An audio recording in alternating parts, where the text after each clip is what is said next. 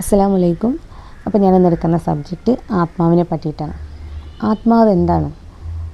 ആത്മാവിനെ പറ്റിയിട്ട് നമുക്ക് ഒരുപാട് സംശയങ്ങൾ നിലനിൽക്കുന്നുണ്ട്, ഒരുപാട് രഹസ്യങ്ങൾ നിലനിൽക്കുന്നുണ്ട്. പക്ഷേ ആത്മാവിനെ പറ്റിയിട്ട് നമുക്ക് കുറച്ച് അറിവുകൾ മാത്രമേ നൽകിയിട്ടുള്ളൂ. എന്തായിരിക്കും അതിന് കാരണം? നിങ്ങൾ ചിന്തിച്ചിട്ടുണ്ടോ? എങ്കിൽ നിങ്ങൾ മനസ്സിലാക്കുക, നമ്മുടെ ആത്മാവിനെ നമ്മൾ അറിഞ്ഞാൽ സൃഷ്ടാവിനെ അറിയാൻ പ്രയാസമില്ല എന്ന്.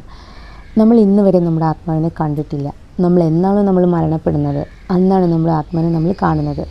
അന്ന് തന്നെയാണ് നമ്മൾ സൃഷ്ടാവിനെയും നമ്മൾ കണ്ടെത്തുന്നത്. അപ്പോൾ ഖുർആനിലും ബൈബിളിലും ചില സൂക്തങ്ങൾ പറയുന്നുണ്ട്, നമുക്ക് നോക്കാം. യോഹന്നാൻ 4:24 ദൈവം ആത്മാവാകുന്നു. ഉൽപ്പത്തിയിൽ 2:7 ദൈവം നിലത്തെ പൊടികൊണ്ട് മനുഷ്യനെ സൃഷ്ടിച്ചു, അവൻ്റെ മൂക്കിൽ ജീവശ്വാസമൂതി മനുഷ്യൻ ജീവനുള്ള ദേഹിയായിത്തീർന്നു. അൽ അനമൽ 98 അവനാണ് ഒരേ ആത്മാവിൽ നിന്നും നിങ്ങളെ സൃഷ്ടിച്ചുണ്ടാക്കിയത്. മുഅ്മിനൂനിൽ 12 തീർച്ചയായും കളിമണ്ണിൻ്റെ സത്തിൽ നിന്നാണ് നാം സൃഷ്ടിച്ചിരിക്കുന്നത്. അസ്സജദയിൽ 9 പിന്നെ അവനെ ശരിയായ രൂപത്തിലാക്കുകയും തൻ്റെ വകയായുള്ള ആത്മാവ് അവനിൽ ഊതുകയും ചെയ്തു.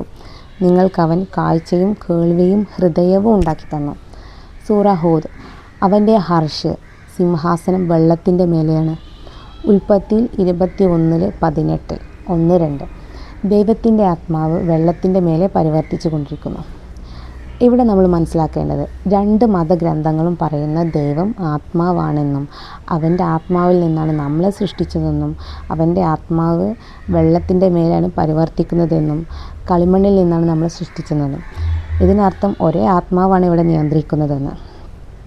പുറപ്പാടിൽ 20:3, 4, 5 പറയുന്നു, ഞാനല്ലാതെ അന്യ ദൈവങ്ങൾ നിങ്ങൾക്കുണ്ടാവരുതെന്നും ഒരു വിഗ്രഹവും ഉണ്ടാക്കരുതെന്നും യാതൊന്നിൻ്റെ പ്രതിമയും അരുത്, അവയെ നമസ്കരിക്കുകയോ സേവിക്കുകയോ അരുത്. യോഹന്നാൻ 4:24 ദൈവം ആത്മാവാകുന്നു, അവനെ നമസ്കരിക്കുന്നവൻ ആത്മാവിലും സത്യത്തിലും നമസ്കരിക്കണം. ഇവിടെ ഖുർആനും ബൈബിളും പറയുന്ന സത്യവചനം, ദൈവം ആത്മാവായതുകൊണ്ട് അവനെ മാത്രം ആരാധിക്കാനും നമസ്കരിക്കാനും മറ്റൊന്നിനെയും ആരാധിക്കരുത് എന്നാണ്. ഇനി യഥാർത്ഥത്തിൽ എന്താണ് ആത്മാവ്? ഇതിനെ പറ്റിയിട്ട് നമുക്ക് കൂടുതൽ അറിയണമെങ്കിൽ നമ്മൾ ഇനിയും ബൈബിളിലേക്കും ഖുർആനിലൂടെയും കടന്നു പോകേണ്ടതുണ്ട്. ഇനി യഥാർത്ഥ സത്യത്തിലേക്ക് നമുക്ക് പോകണമെന്നുണ്ടെങ്കിൽ ഇനി ഓരോ അടുത്ത ക്ലാസ്സുകളും നിങ്ങൾ കണ്ടിന്യൂസ് ആയിട്ട് തന്നെ കേൾക്കുക. പിന്നെ എൻ്റെ സബ്ജക്റ്റിൽ എന്തെങ്കിലും പിഴവുകൾ സംഭവിക്കുന്നുണ്ടെങ്കിൽ നിങ്ങൾ എനിക്ക് തിരുത്തി തരണം. അപ്പോൾ നിങ്ങളുടെ കമൻറ്റുകളും നിങ്ങളുടെ അഭിപ്രായങ്ങളും നിങ്ങൾ എഴുതുക. തീർച്ചയായിട്ടും അടുത്ത ക്ലാസ് കാണാൻ ശ്രമിക്കുക. അസ്സലാമു അലൈക്കും.